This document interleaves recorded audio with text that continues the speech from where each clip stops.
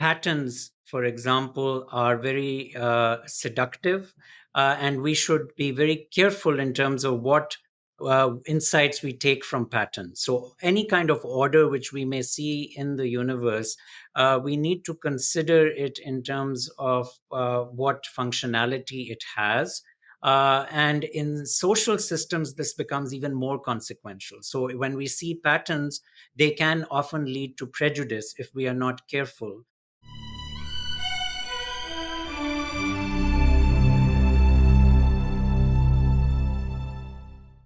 Welcome to Closer to Truth.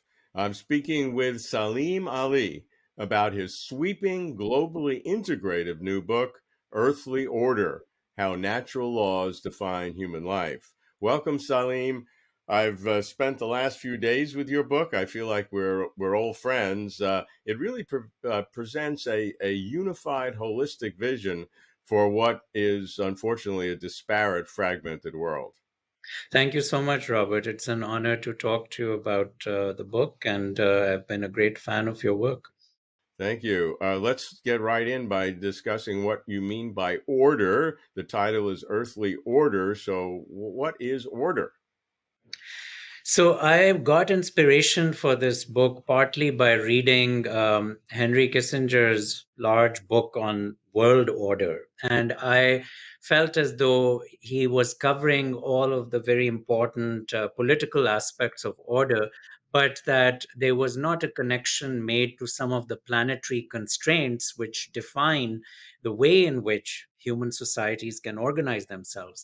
And so that's why I thought that even the term world order was somewhat problematic. And so I had the idea of coining this term earthly order, which is much more a connective term that bridges natural orders, the laws of nature, with social, economic, and political order. So when I talk about order, I'm interested in all those dimensions of order, going down to the foundational aspects of how basic physics works, all the way to how societies organize political systems. So, that's a very ambitious agenda. And as I looked at it originally, a little skeptical on my part whether you can make that hierarchical leap over huge numbers of orders of magnitudes with increasing chaos and complexity. But that's what we're going to get into. But the basic tension that you have is between a natural order and what you call an artificial order or an invented order, which are the aspects of the social, economic, and political structure.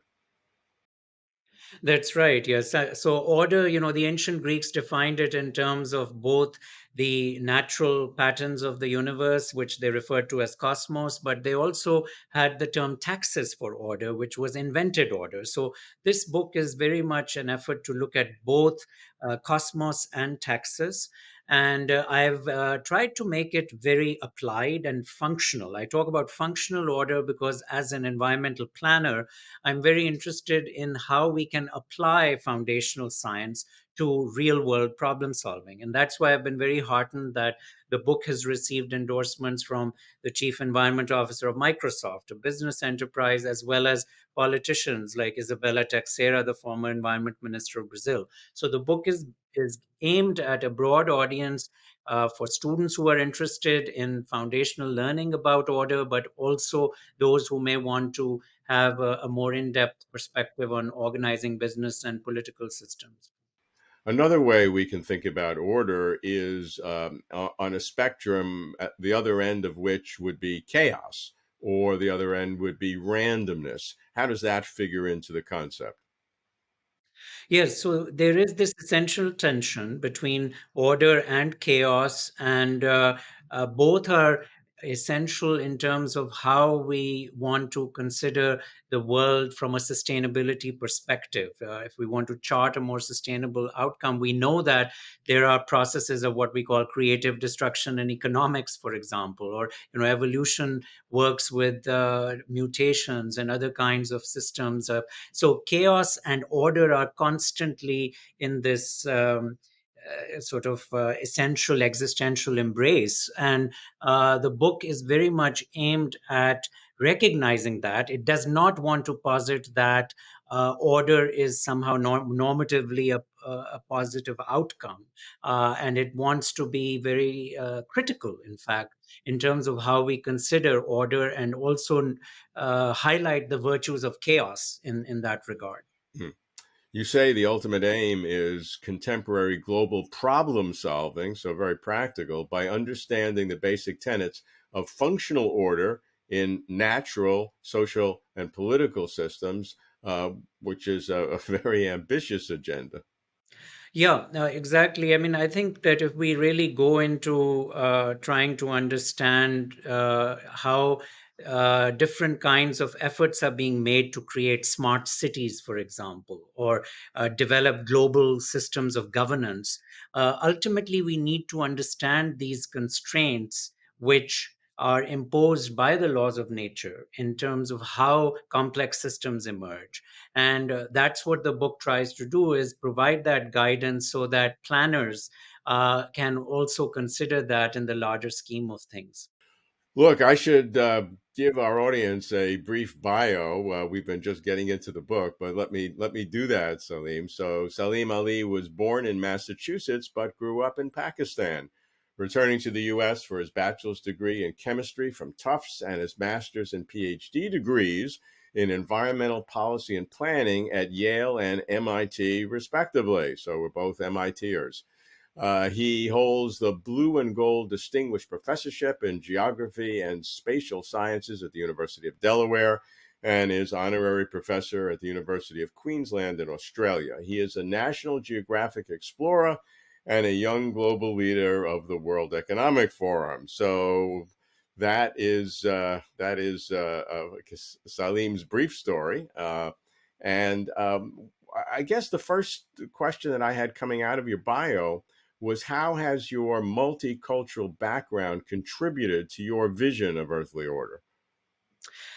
Yes, so coming from a developing country, I have been very conscious of how, especially the environmental movement, has considered different ways of managing resources. And a lot of my empirical work has been around extractive industries and mineral resources.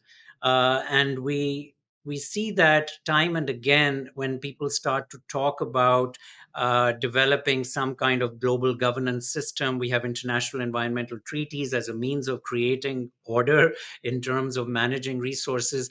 We often miss many of these dimensions, which, from a developing country perspective, that may seem very chaotic to the observer from the developed world, can be quite dizzying, in fact. And so I hope that my multicultural upbringing will bring also some of that kind of personal perspective of how I have navigated that trajectory. I talk about this in the book, growing up in Lahore, Pakistan, that the kaleidoscope was my favorite toy, because the kaleidoscope actually provides you that very intriguing mix of having chaotic fragments. You would have in Pakistan glass bangles which are crushed up and quite random, really, put into this tube with a structure, and that structure actually gives it a meaning, and it gives it a sense of visual appeal, and patterns emerge with and so that same sense kind of look, when I looked at a city that was so chaotic like Lahore, I thought, there is this, there are all these fragments which are all over the place, but if you look at it from the perspective of how it still ends up working, what is it that works in an informal economy, for example, in a developing country, you can go to some of those understandings of foundational laws of nature also for those insights. So now let's start with overviews of the book's architectural structure and then its overarching principles, and so that we can continuously dig deeper into the idea. So, first, the architectural structure of the book. Let me give you the title again: Earthly Order, How Natural Laws Define Human Life. It has three parts: natural order, economic and social order, and political order. So, give me a very brief understanding of what you try to accomplish in each of those three parts. Yes, so for the first part of the book, it actually goes back to my undergraduate training in chemistry, and I talk about an encounter I had with Stephen Jay Gould as a student also, and trying to navigate understanding of natural systems. And it's a natural history of the foundational laws of nature, essentially. And so that's the part of the book which, in some ways, was the most challenging to write, because I had to really go into some of those fields which were quite rusty for me, and I had to update my learning around what's happened, the most latest knowledge in quantum physics and so on. But I thought that was really important, because for a lot of our students in environmental science, one of my concerns is that they do not have that foundational learning. So when we talk about tipping points in climate change, for example, they don't quite understand, why do we have tipping points, going back to the basics. So that's the part of the book which really goes through that journey. But I try to bring in personal anecdotes and so on to make it perhaps more appealing for a general audience, but I don't want to dumb it down either. And that's been the challenge throughout my writing career, is that I'm someone who wants to be a public intellectual, but not at the expense of making things too dumbed down, where you lose nuance. And so that's why the book was published with Oxford University Press. And that's the part of the book which went through the Oxford's Natural Science Review Board, to make sure that, especially someone like me who's coming from a more eclectic background, did get the science right. So that's part one. Then I can tell you more about part two and three, or would you like to pause there? Yeah, that's fine. You have this statement that said that specifically integrates part two and three, where current debates in politics often present what should constitute a world order, while scientists have Yeah. wrestled with fundamental conditions of natural order. So you're articulating world order with natural order. Yeah, so I'm trying to question the term world order by saying that unless we have that natural order baseline, we will have a very caricatured view of world order. I don't have a problem per se with using the term world order if it incorporated those elements. When it doesn't, that's why I've suggested the term earthly order, which makes that connection. So in part two of the book, and this was the transition was the most difficult part, and I'm indebted to the work of the late John Barrow, the physicist at Cambridge, whom you probably knew, Robert. He came up with this wonderful diagram. It's just a Cartesian plane, two axes, where he's got on the x-axis the complexity of a phenomenon, and then on the y-axis is the ability for equations to be able to express it in some form. And this diagram really helped me with the transition, because he has on it things like quantum gravity, for example, which we do not have a theory of right now, because we are not able to reconcile any equations. And so that would be on that one extreme. But then you also have other phenomena which have pretty good equations, like we have around meteorological systems, but they're also very complex. And then on the kind of the northeast quadrant is social science, social and economic order, where you have a very high level of complexity, and you do not have very good equations to be able to grapple with it, much as our friends in the economics arena try to come up with equations.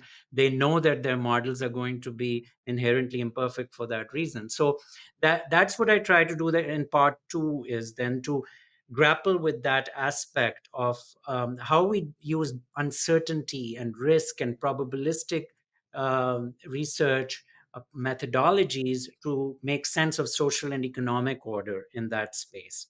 And then finally, political order, the last part of the book, brings it all into the context of how we should be planning for governance at a planetary level. And this is where I try to wrestle with some of these more futuristic notions of, will we have a situation where we could have a global government, and what would that entail? Would that actually help? And I go back to some of the science fiction literature, actually, from the ways in which, for example, Star Trek Gene Roddenberry's vision of what global governance might entail if we were to get rid of countries and be able to have a planetary mechanism for governance. What would be the limitations of that? What is the role of borders in defining political order? Because political borders in countries, especially, are now the defining feature in terms of how we govern. So there's a whole chapter on borders, for example. So and then finally, in the conclusion of the book, I try to bring this all together with some key lessons that can be synthesized from the book. We'll get into the five lessons at the end when we finish. So let's now get to the overarching principles that unite the entire book, which is another perspective of the way to look at this. I've tried to do that myself. I'd like to hear from your perspective. What are the principles that you see that unify the book? Then I'll give you mine and you can correct me. Yes, so some of the unifying principles of the book are that patterns, for example, are very seductive, and we should be very careful in terms of what insights we take from patterns. So, any kind of order which we may see in the universe, we need to consider it in terms of what functionality it has.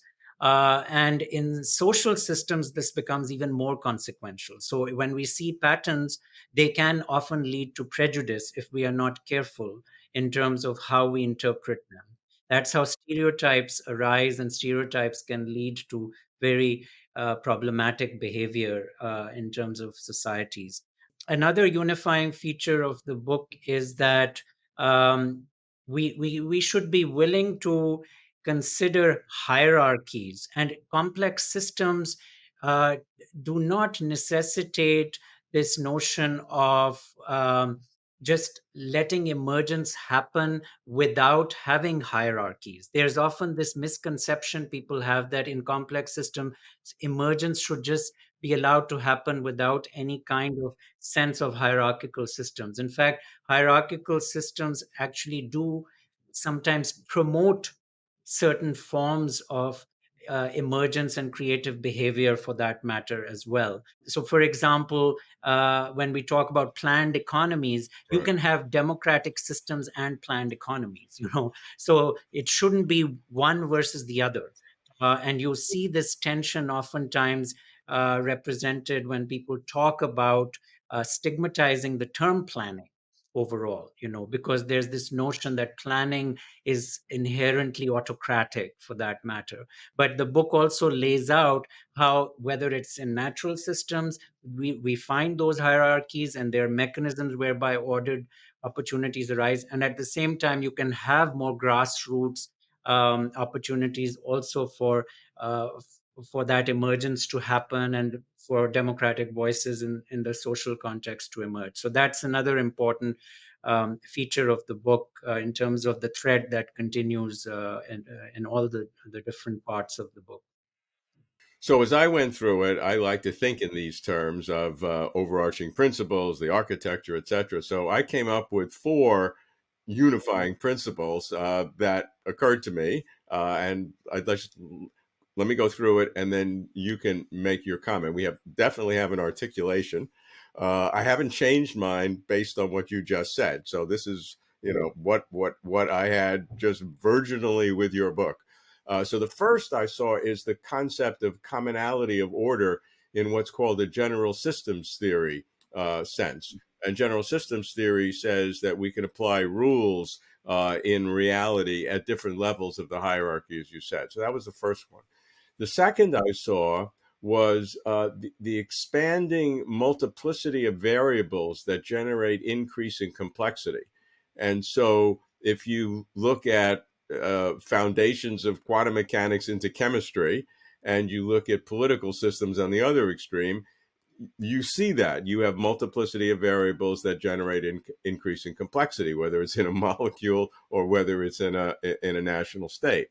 The third I have was emergence, the emergence of novel irregularities, which are qualitatively distinct at various levels. And you've added a very good point that you have to respect the hierarchies to really understand emergence. And then the final one was that the interactions among these different categories, and you use some nice Venn diagrams where they overlap in the book, can give insight into the categories of social, economic, environmental, and political, that you can gain new insights by using those kinds of interactions. So those were the overarching principles that I saw. So I'm ready to be challenged or corrected.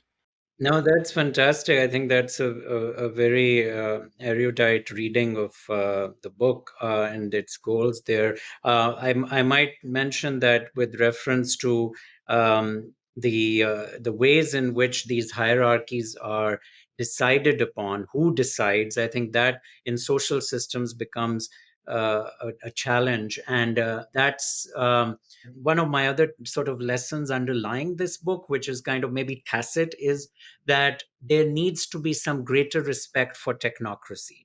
And I don't say it as explicitly because technocracy itself is a term that has been stigmatized. But, you know, you need to have some recognition that if you are especially dealing with a situation in a system whose state is going to be time sensitive in terms of some tipping point, whether it's a climate change that may be causing it, or it may be other demographic factors, or however, then some recognition of the decision makers in that system having foundational knowledge is important. And with reference to environmental systems, my concern has been that we are really lacking that technocracy to be able to take us to that point, especially with issues like decisions on energy policy, for example. So I spent quite a bit of time trying to highlight that. So that may be another important sort of take home lesson from the book. I often have been saying to some of the people who interview in the media on from an environmental perspective about the book, I often say, look, we have plenty of environmental awareness, but we do not have environmental literacy as much as we should have. So you have a lot of people who know about generally about environmental issues, but you run into a situation where they do not have that deep learning, especially the politicians and the people in authority in business, and that leads to outcomes which are problematic. All right, now let's get into the book in more detail and dig down to our granular layer in each of these categories. So we're going to go through part one, part two, and part three. And I'm just going to pick out. Obviously, we can't do everything, but pick out some things that just occurred to me. So we'll start with part one, the natural order. And your first chapter is called "Seduction of Structure and Nature." Why use the word seduction? Yes, so the human brain is wired through our evolutionary processes to the point where we have a bias towards seeing patterns, and we are. I mean, there's plenty of research in neuroscience around that, and so there is this seduction in that sense that we want to see structures. And you interviewed Sabina Hassenfelder recently, and she has been a major critic of even physics, that physicists, despite them being very otherwise empirically driven in many cases, theoretical physicists can get this, seduced by order in that regard and the structure. And they're trying to then, if you go to a certain point in which, because our brains are captivated by that, and then you can come up with all the mathematical equations to justify that at some level. So that's why I use the term seduction structure. Patterns are also important in the new cognitive science of religion, where the capacity and tendency to see patterns in nature or in the natural world have given rise. Well, you could look at it two ways: given rise to the concept of supernatural agents, or on the other hand, if you're a believer to begin with, that's how God made the brain so we could see that. So I mean, you could argue it both ways, but patterns are a Yeah, critical important point. And I think the point that you're making is extremely important, that we could be seduced by that because we have a yeah, tendency to see patterns that we're reading into the world, like you see patterns in astrology or the zodiac. I mean, exactly. that's seeing patterns that have no basis in reality, unless you're an astrologer. And we have to exactly, and sometimes we make some functional use of patterns, and that's fine. Like the periodic table, I use that example, that the periodic table is a very nice way of organizing the elements, and it works well the way it is. But if you Google the periodic table, you will come up with lots of many new other structures people have proposed, not the usual one we're used to, right? um, and so as long as we recognize that this particular ordering is an artifact of what is functionally useful, and there isn't something inherently like that structure itself in that way, that's fine. So I think it's fine to be seduced by structure as long as you know its limitations. Yeah, and be able to second guess yourself if you see a structure, then subject it to rigorous testing and Yes, other people's exactly. opinion, etc.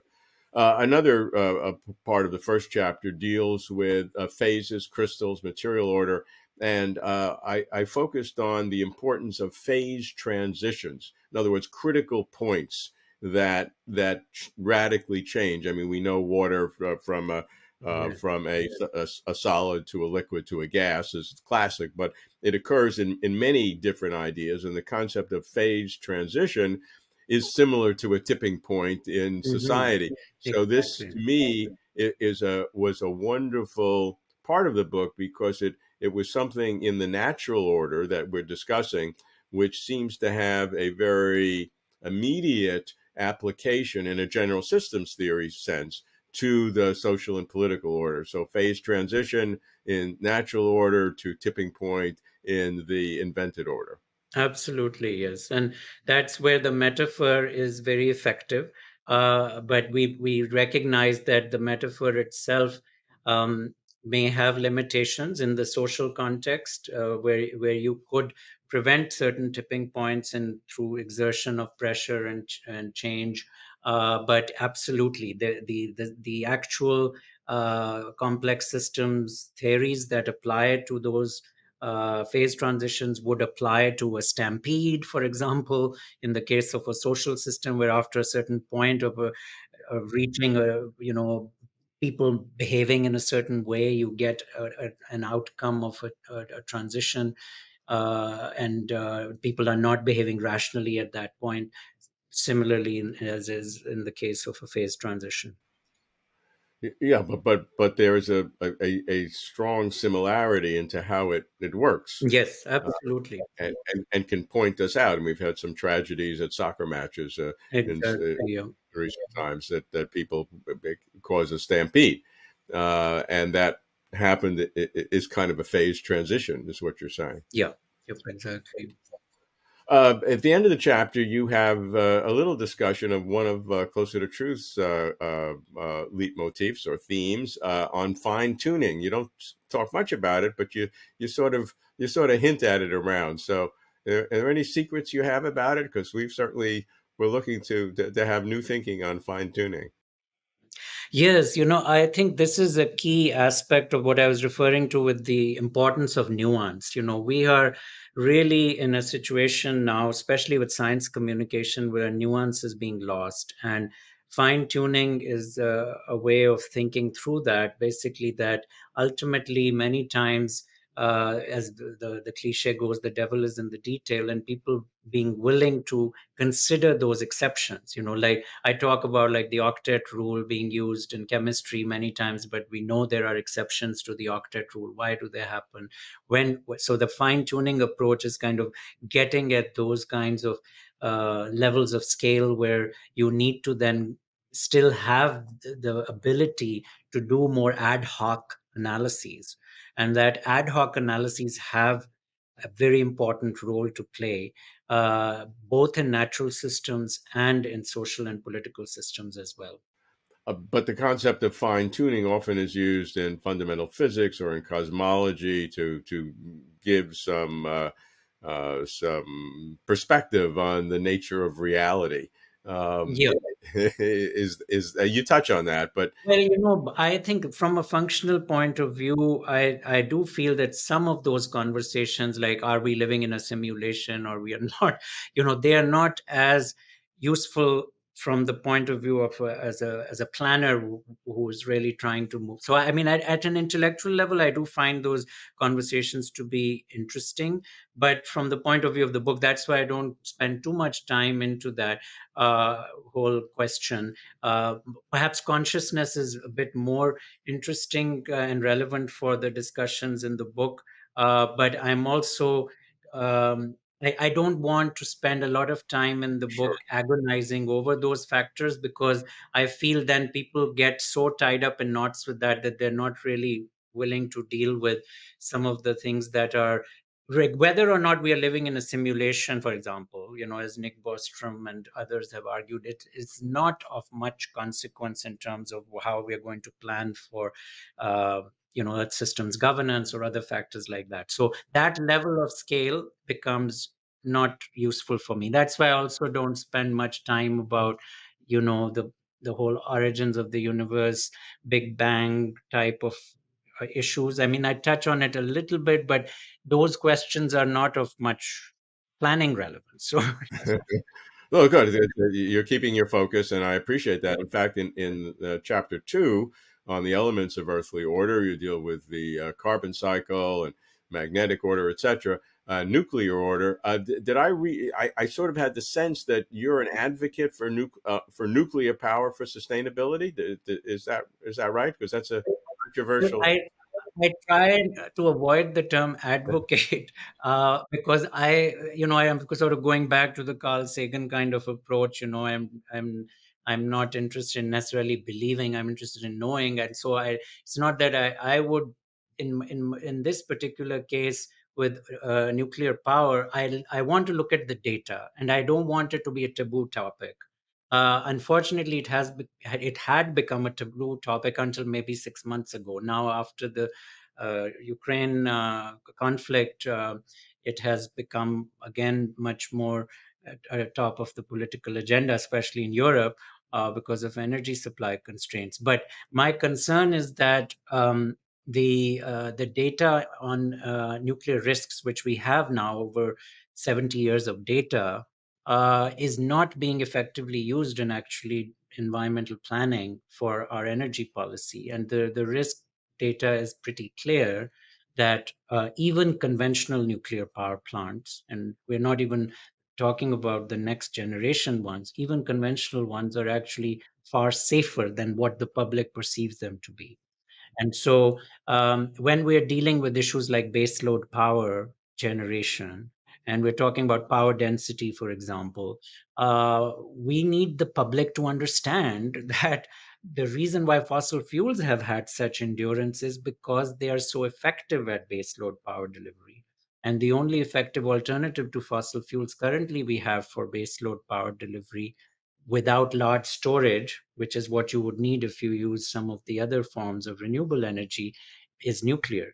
That's not to say that I am an advocate for nuclear energy as a panacea. I'm just saying that we need to have a more reasoned science-based approach to it. So in the case of California, they've had to make a decision to extend the life of Diablo Canyon because they recognized it based on a crisis situation they encountered. That should have been a sensible decision earlier on, even from an economic perspective. There's also a lot of specious information presented about the economics of nuclear power because they say they use the capital cost calculations on building a new old style fission power plant and say, oh, it's economically not going to work out. And so there's this misinformation, and the lack of science-based decision making is a problem. And going back to sort of the foundational knowledge and earthly order, that's why I have a section on nuclear order. There's a reason why nuclear energy has that uh, salience, is because of the power density of nuclear is such. So, and nuclear fusion, even more so, would be if we are able to figure out how to harness it, because that's how the sun generates its energy. And we should be investing more in looking at upscalable nuclear fusion. What's the order of magnitude difference between the energy density of nuclear and fossil fuel? Yes. So, for example, if you look at the work of Vaclav Smil and some of his books, and also Jesse Ossobel from Rockefeller University, there's at least four orders of magnitude, 10,000 times denser nuclear power generation potential than coal, oils, and hydrocarbons.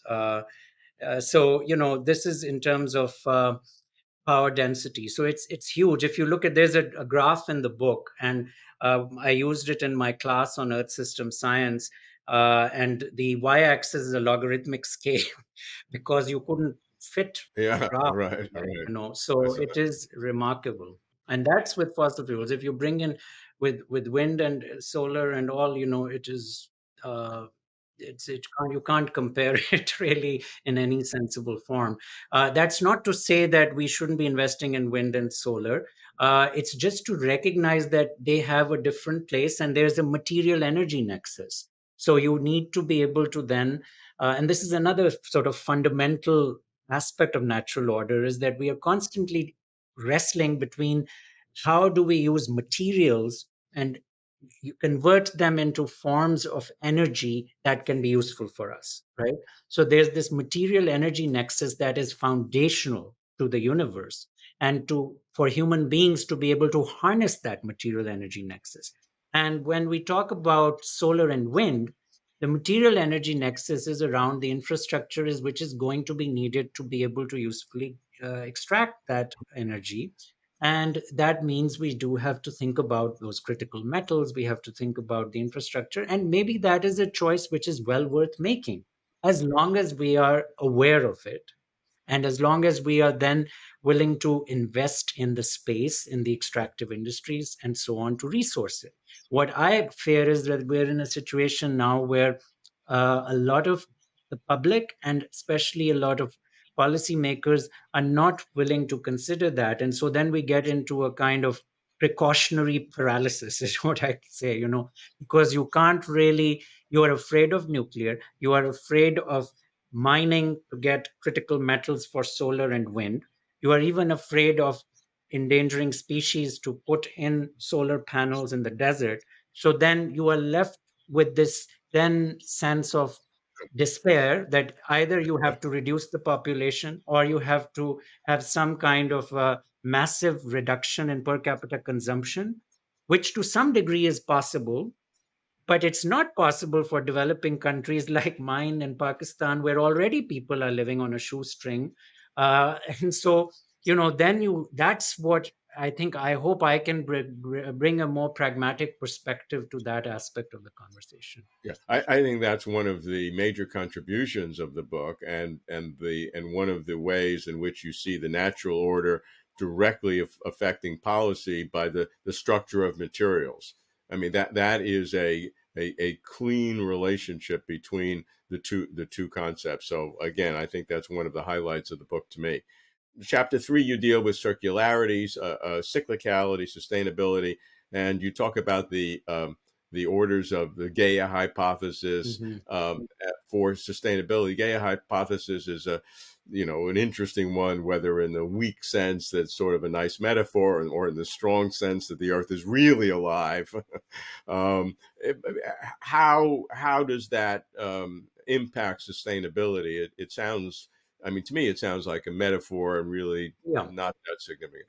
I mean, Lovelock, the originator of the Gaia hypothesis, he wanted people to basically think of the planet as a system whereby without humans there were conditions that were conducive to life that were created, and he looked at different biogeochemical cycles. So there is actually some science behind why the Gaia hypothesis became salient, and people like Lynn Margulies actually did a lot of work on that, which came from some of her earlier work with endosymbiosis and looking at these kinds of synergies that happen in living systems.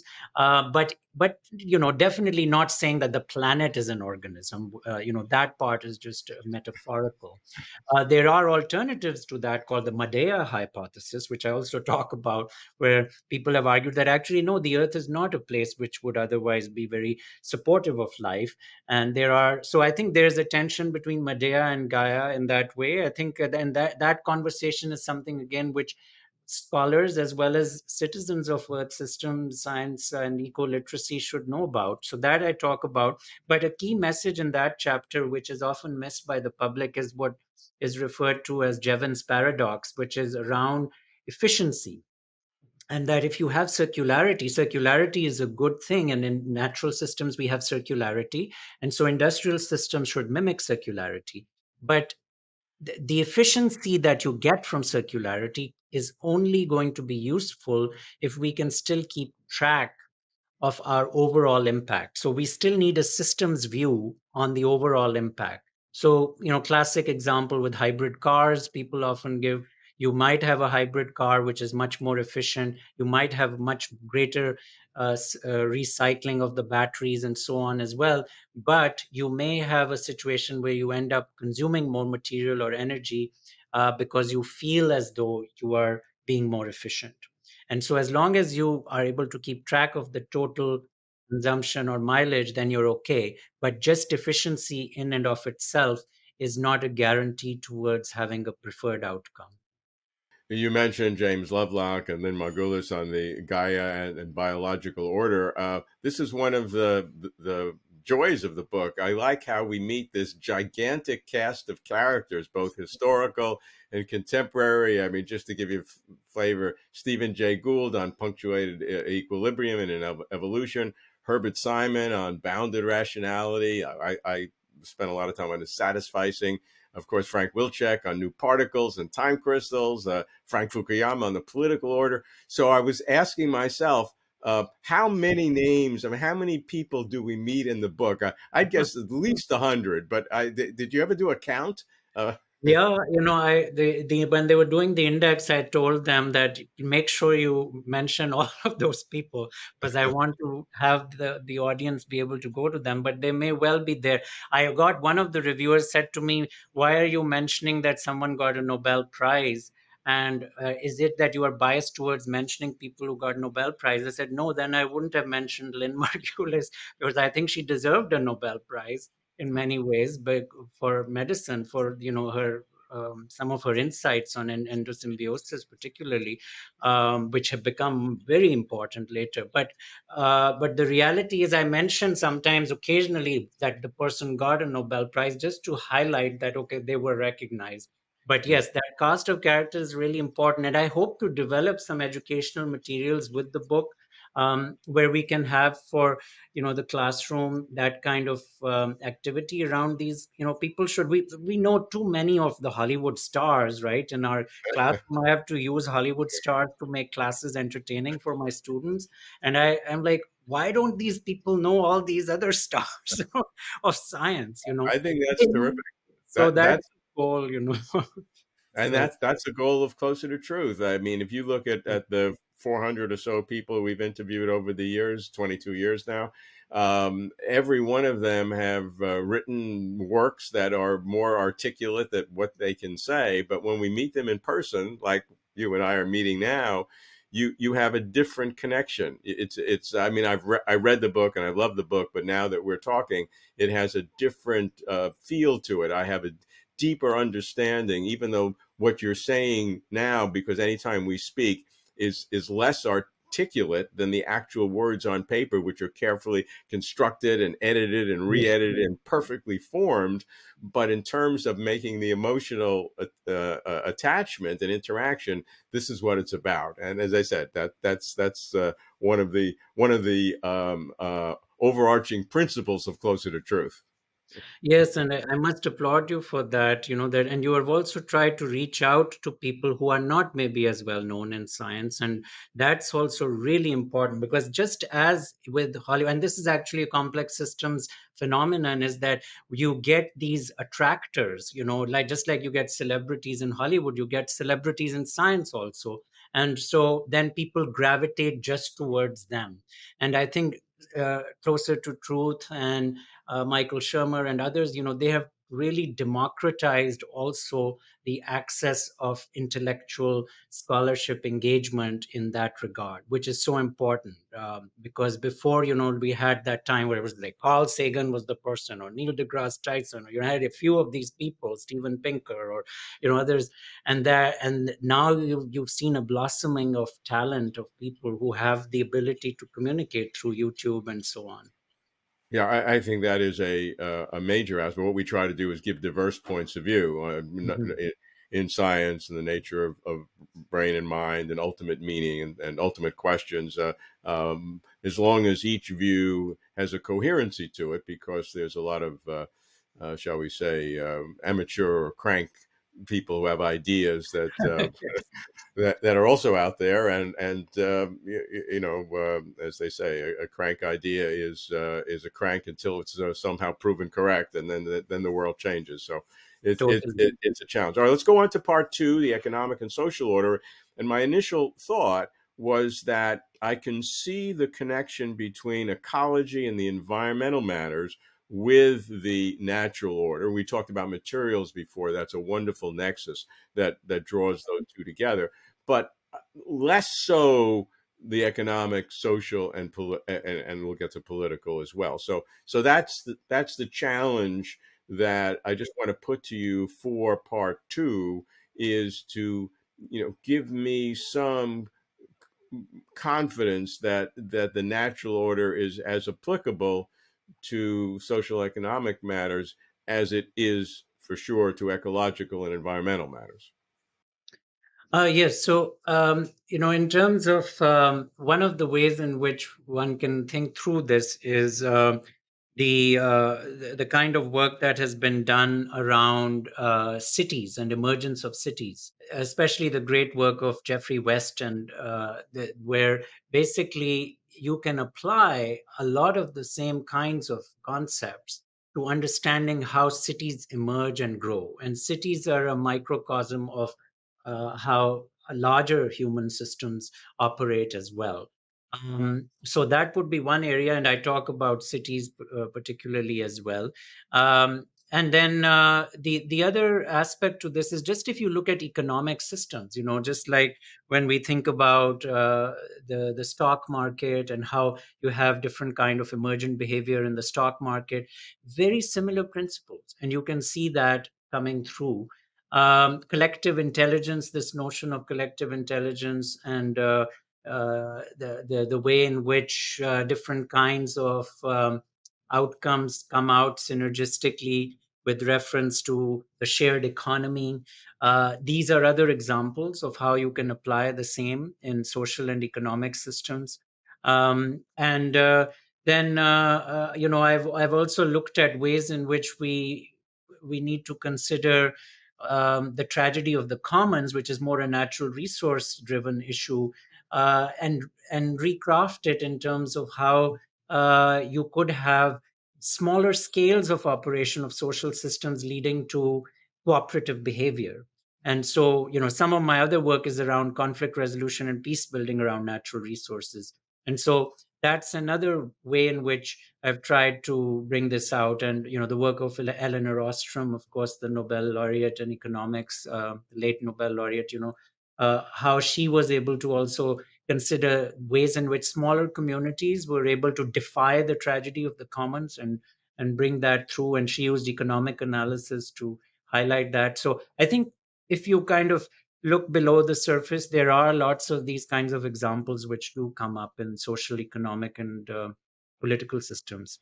I thought how you integrated Jeffrey West's work on scaling is really remarkable. And put in a plug, Jeffrey has been a long-term contributor to Closer to Truth, and everybody can see lots of his videos explaining this stuff. It's really remarkable understanding, both in the biological world and in the then scaling it up to cities, which is a major aspect as well.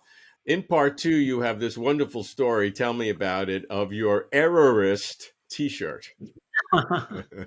Yes, so this was after 9/11. That coming from Pakistan, we had a lot of these. situations where people of my lineage were being questioned at the airport and always given a hard time. And, I could understand why that was the case.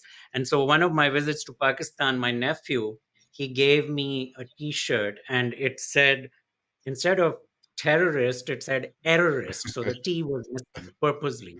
And these t shirts were being sold all over Islamabad at the time. And he dared me to, he said, wear this when you go next to the US. And what I was trying to highlight, that part of the book, it talks about errors and how Yes. we make our brain tries to deal with errors, and how in social systems we deal with errors. And one of the things is, as our mind's eye will, once we look at that T-shirt, most people when they see it, they'll see terrorist written. They'll just automatically put the T in there.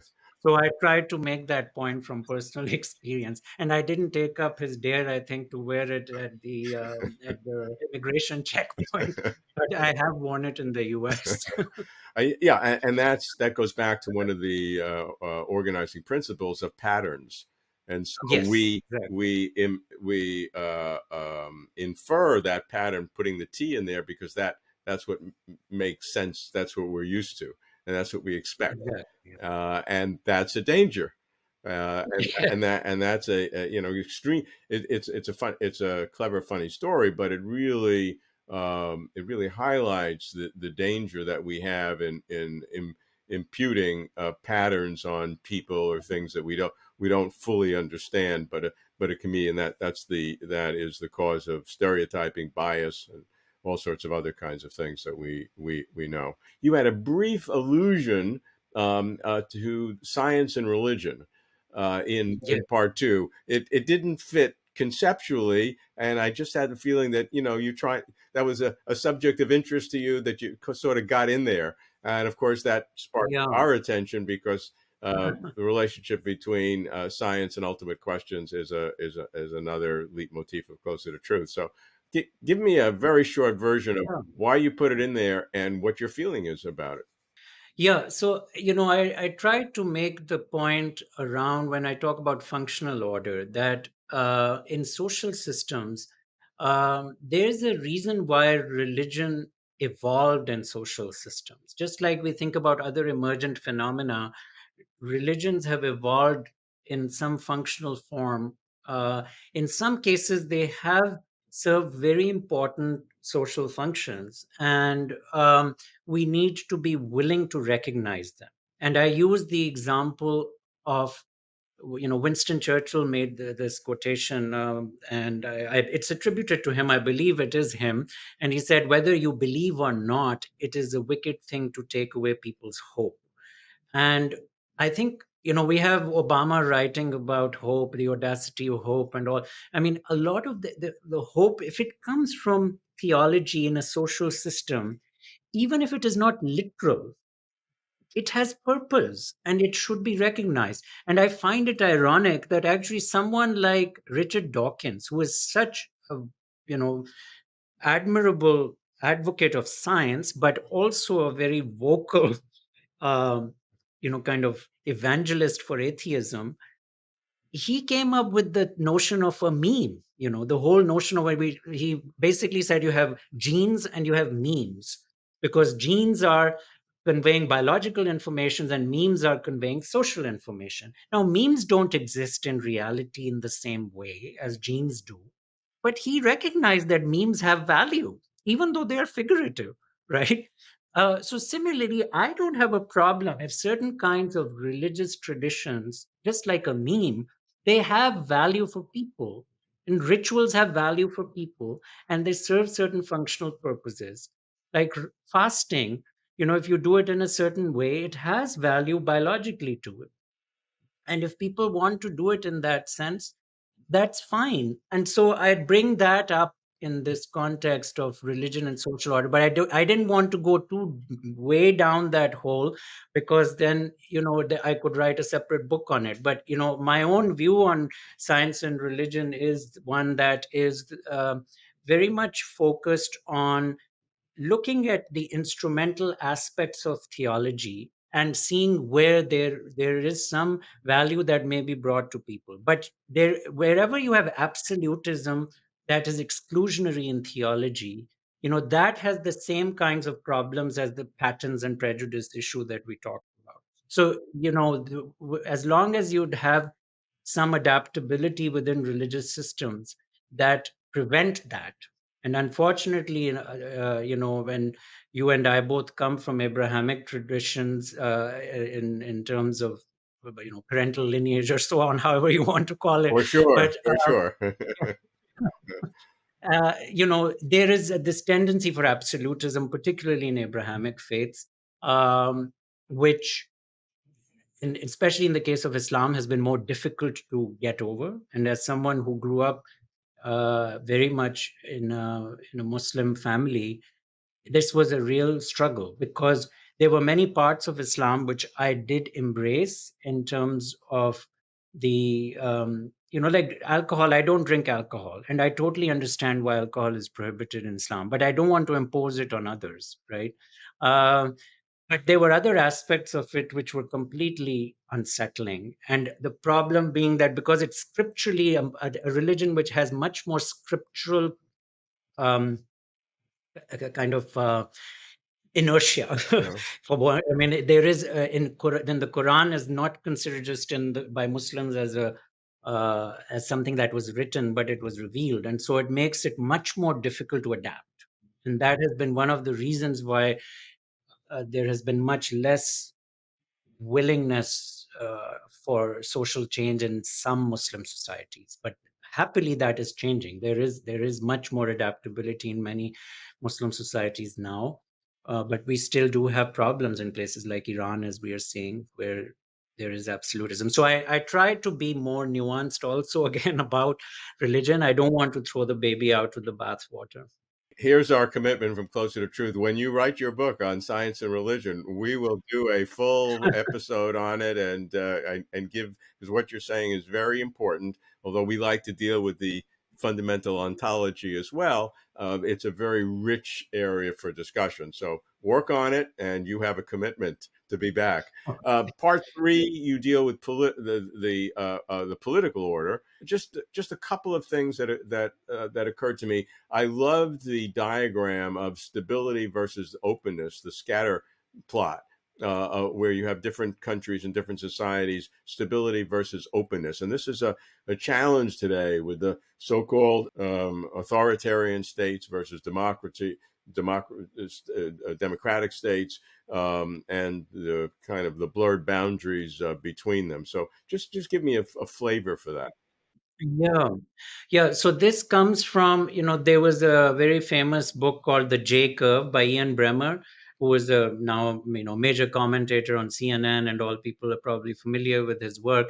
But he's a political scientist who um, he he did his doctorate at a time when the Soviet Union was collapsing. And so he was fluent in Russian, and he used that time to become a major economic and political consultant on these kinds of autocratic regimes and their failure, and how to help businesses work in these countries. And so the J curve he came up with was basically this notion of that you get this sense of the stability. It's not like a simple relationship as you would have in a linear form. That in very autocratic societies you can have stability, and then as so you have a situation like North Korea, which is at one extreme of the J curve, and then you get a certain degree of instability as societies open up. So that's where you get into the trough. And then you get into, as things become more open and so on, eventually you are able to get stability in the long run.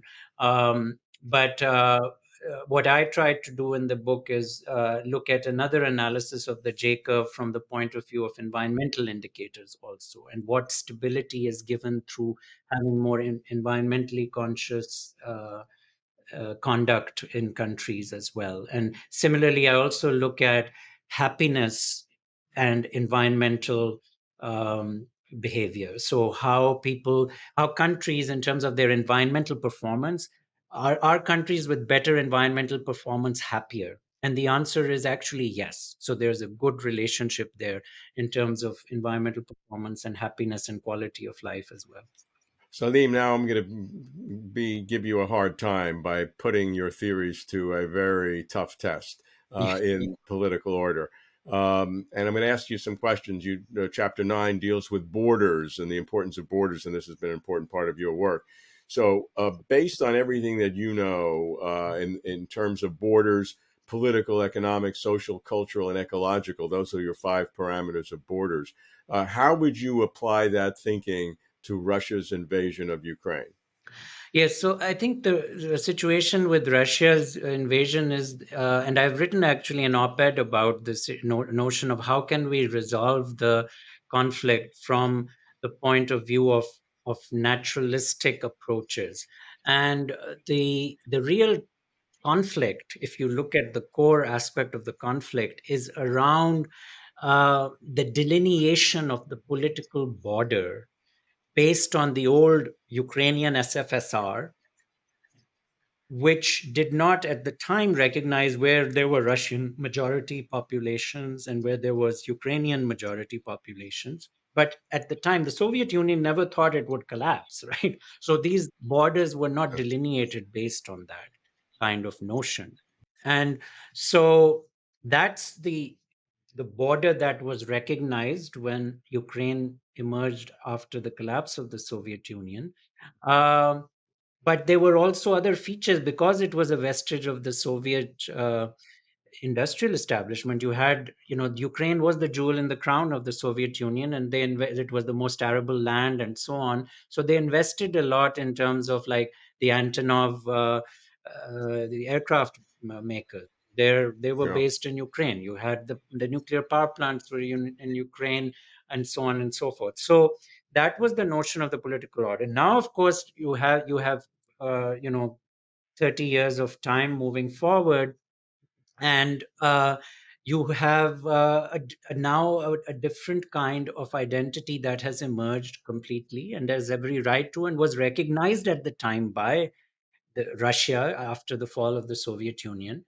And so what can we do? The conflict has arisen based on this juncture originally, and Crimea then has another layer to it, further layer to it, because the borders of Crimea were also, they were kind of the Stalin sort of decision to make Crimea part of Ukraine and so on, so there's that other additional complexity which goes with it. Now but that should all be moot now, and the Russians accepted that, and so it is completely, Putin's invasion now from an international legal perspective is completely illegitimate and reprehensible.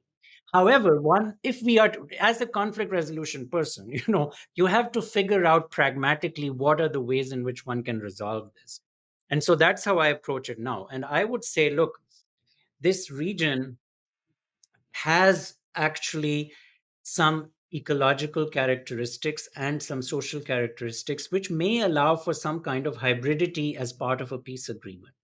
You could have a situation where neither side's sovereignty is is contested in a peace agreement, and you have some arrangements on access for resources. So for example, one of the rationales that the Russians made for invading Ukraine was that when they got hold of Crimea in 2014, the river that was supplying water to Crimea is largely has no fresh water. So most of the water was coming from a canal from the Dnieper River that was built during Soviet times, and the Ukrainians, went, they basically built a dam on that canal and cut off the water once Russia annexed Crimea.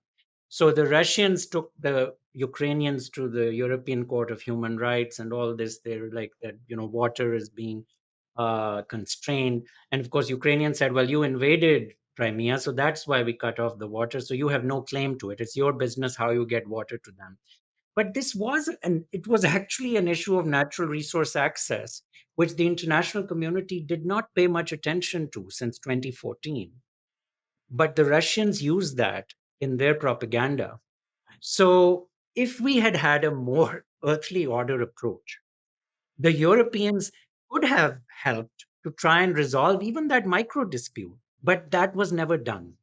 So you had these kinds of, I think, errors that were made, which led to then Putin becoming more paranoid, more nationalistic, and it led to this outcome now. And so what I have argued in this recent piece is that we should try to just to reduce loss of life and figure out and still keeping our moral principles, we come up with a mechanism of hybridity of access for resources, certain kinds of ways in which we can come up with a peace agreement. And there is a precedent for that. Actually, in the case of the Georgian conflict, also with Russia, in the region of there in Batumi, that region where there was the same kind of dynamic. The one of the parts of the peace agreement was that the who controlled or had sovereignty over that region was relinquished. There was a peace agreement. There was some Russian presence allowed, and that Georgia was very much still in control of access and resources, and there was a peace agreement. So we can come up with the same kind of approach. So from Russia, Ukraine, I want to escalate at least a half an order of magnitude, maybe a full one, to the perhaps most intractable problem in Israel Palestine. You talk about confederations of peaceful ecological order. What theoretical advice might you have to people who would like to solve that? I won't get into Kashmir, but I will deal with Yeah. Israel Palestine. Well, this is with reference to the Arab Israeli conflict, I think the most practical solution, which is in sync with the tenets of earthly order. And I have spent quite a bit of time in the region, in Israel and in Palestine, um, is to think of a confederation model. And I talk about that actually, that there has been effort made to consider this. If people, rather than a one state or a two state solution, there is an opportunity for a hybrid solution, which is a confederation. And we have examples of confederations in other places as well. And Switzerland is a confederation. Technically, if you look at the governance model at the higher resolution, you find actually that they are very independent, each canton is. And that is much more in sync with what has happened now to the demographic layout of the region, especially with the settlements. So that would be a very practical way forward to resolving the situation, given the level of inequality that now already exists in the conflict. So I have a whole section which goes into looking at the Arab Israeli conflict. Yeah, just a comment. Some would say that the what you said is the Israel Arab conflict has changed because there are significant parts of the Arab world that are not in conflict through the Abraham Accords, etc. Yes. And so there are nuances here that are fascinating. Yeah, absolutely. And those the other aspect of that is that many of those countries have been led there because of their antipathy for Iran, and there is the Shia Sunni conflict, and so especially Bahrain and the United Arab Emirates and Saudi Arabia, because they have such a strong antipathy towards Iran, they found this as a very important means of countering Iran's influence, where Iran has been supporting Hezbollah and some of the Palestinian movements. So that raises the other aspect to how we consider the ways in which the ways in which orders are often not how they are made out to Right, be. Right. right. Yeah. Right. That's certainly interesting. The enemy of Yeah. my enemy is my friend. But I think it's more particularly with the UAE and Israel, where there's this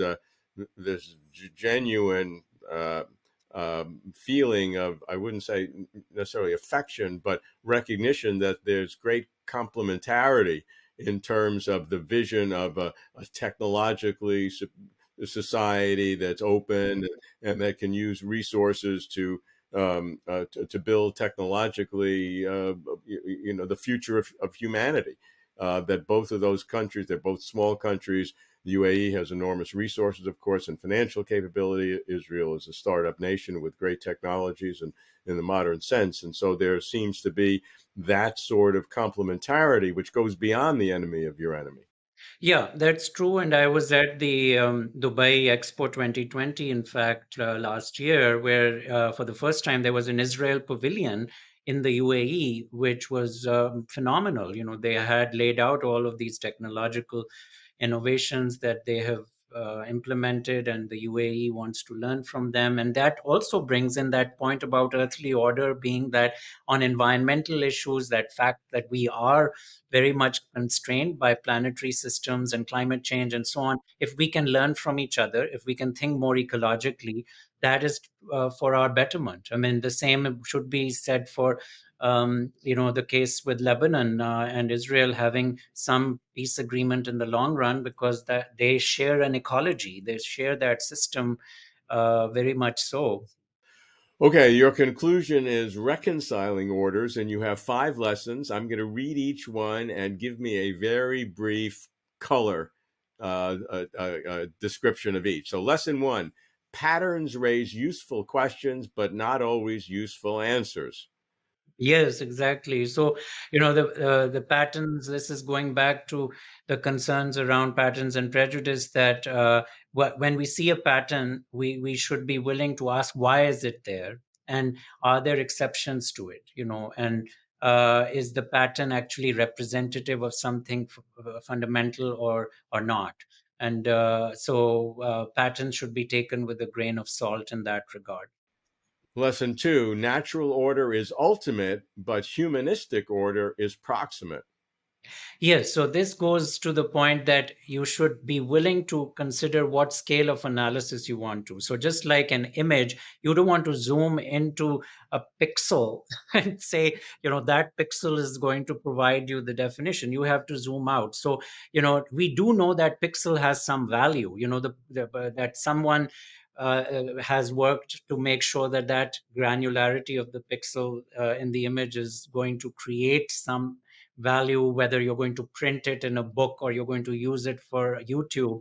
But what makes difference functionally for us is whether we are able to see what we want to see, right? So that's the point with naturalistic order, is that fine granularity. It may be useful at certain points, but for most social purposes, it's fine to work at a much higher level of granularity.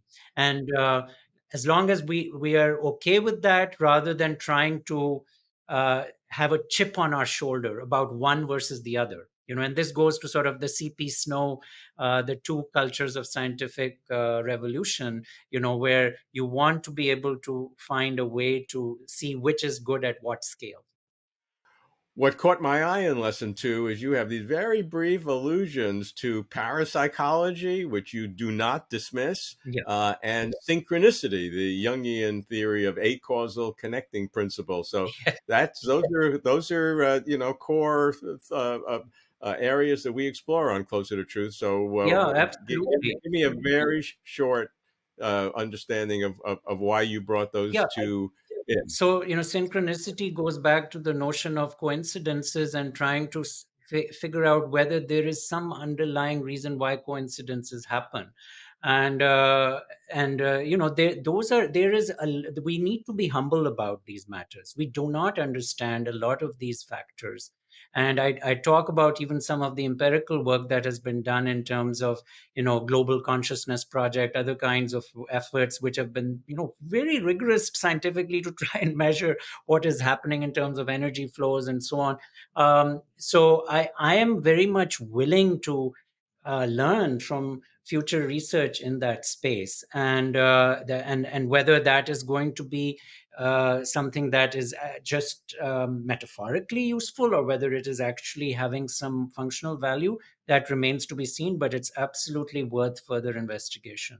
Yeah, and to say that it is worth investigation is not uncontroversial I because know many people exactly. would I'm say willing that. to take the criticism. So you'll get a little heat on that. I'd give you a little heat too, but I like the conversation. Yeah. Lesson three: transitions in and out of order are not always reversible in space or time. Yeah, so this goes back to the great work of Prigogine, where he got the solo Nobel Prize in chemistry for understanding irreversible reactions in chemistry, and what that kind of led to also much greater interest in biochemical aspects of emergence. That directionality is important, and many times it's not possible to go back the other way. And the same is what Herbert Simon came up with. If you look at the citation in economics, his Nobel Prize in economics was around looking at the ways in which causal complexity impacts social outcomes. So that directionality, the sequencing of what comes first, is really important. It's not just enough to have a simple function. And it's non-commutative. Yes, exactly. So the order counts. So lesson 4: tipping points can lead to accelerated order or disorder, which we've touched on, but that's a very important point. Yeah, so the accelerated disorder we have seen that can happen with reference to climate change is the most common one people talk about. That there are these kinds of threshold effects which we see in natural systems and consequently in social and political systems, where after a certain point you reach a different state and you are in an equilibrium in that state. But that tipping point towards more problematic outcomes, the good news is you can also have tipping points which go towards more positive outcomes. What's an The example? example of that, like, just the formation of a crystal itself is an example of that, right? That you get a crystal in a positive outcome from, if you're trying to make a gemstone, for example, synthetically in a lab, you can get a critical tipping point which leads to that crystallization phenomenon.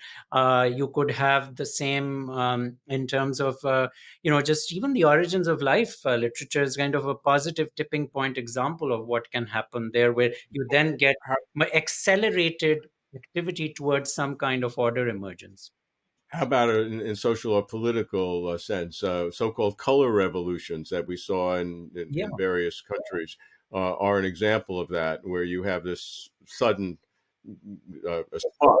Exactly. Yeah. I mean, with the BLM movement, people would say, the amount of you got a certain critical mass tipping point, and then you had, we've seen that in universities. There is a dramatic shift within 2 years in terms of universities responding to recruitment of minority faculty, retention, and it was that tipping point which led to this kind of collective behavior. Now, that doesn't mean there's not going to be pushback in society.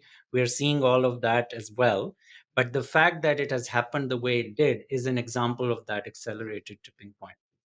Lesson 5: earthly order can be both discovered and invented. Indeed. So this is like the full circle going back to Cosmos and Taxis, that you can very much be going in and trying to figure out what are the laws of nature, what is out there, foundational knowledge. At Sir Martin Rees, he has the famous book, Just Six Numbers, which tells us about this Goldilocks zone that we are living in. And those are things to be discovered. But there's plenty which we could invent in terms of also earthly order, and whether that's looking at artificial intelligence mechanisms.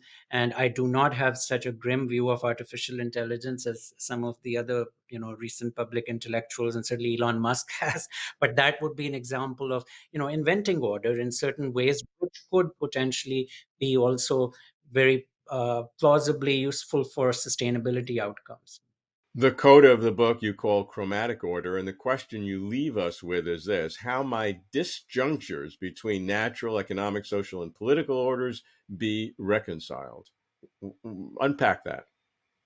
Yeah, so I think the ultimate challenge is that I've laid out that there are these connections between natural, social, economic, and political order. So the question is, how do we then make these connections from a policy perspective? And for me, the main way forward is that people get this kind of foundational learning, and that it permeates the entire sort of civil society, and that can, in essence, make a difference. We have seen that happen with, for example, hygiene education, right? That there was a transformative period once people realized that bacteria and viruses cause certain forms of diseases, and that certain hygiene practices universally can make a difference. I think the same can happen potentially. So that's in some ways a question which is rhetorical, in the sense that I would hope that once these connections are made and they are translated across, and that's why, as an educator, my first and primary role is my obligation to my students, and I've dedicated the book to my students for that reason, because that's the little part we can play as educators. We provide that ability for greater awareness of these systems, and we also provide opportunity then for social mobility, which is really important for someone like me teaching in a state university, where people can use this knowledge then to also improve their livelihoods. Thank you, Saleem. Earthly Order is an important book that I recommend to everyone. Viewers can watch hundreds of videos on natural laws, laws of physics, what's fundamental in the universe, general systems theory, and even what exists, a favorite of ours, on the Closer to Truth website and the Closer to Truth YouTube channel. Thanks, everyone, for watching. And Saleem, I'll see you on your next book. Thank you so much, Robert, Peter, Alex, all of you. Really a pleasure chatting. I hope we meet in person someday. Thank you for watching. If you like this video, please like and comment below. You can support Closer to Truth by subscribing.